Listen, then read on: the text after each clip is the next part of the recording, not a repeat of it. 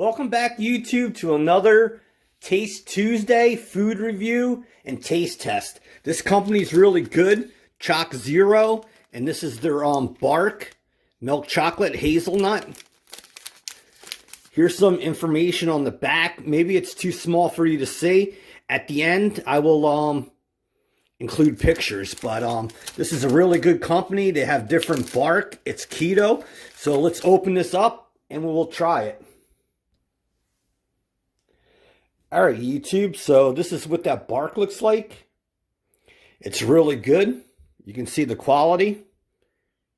And we're going to taste that. So we're going to crack that open. And you can see the inside. That's really good. I could eat these all the time. All right, so that's your taste test and food review for Tuesday for Choc Zero. I got many more products from them to show you, and I posted a video prior. Please subscribe, hit the bell so you can get updates every week, and please hit the like button, and I'll talk to you soon. Dansoy Foodie, Dansoy Cook. Peace. Bye-bye. God bless.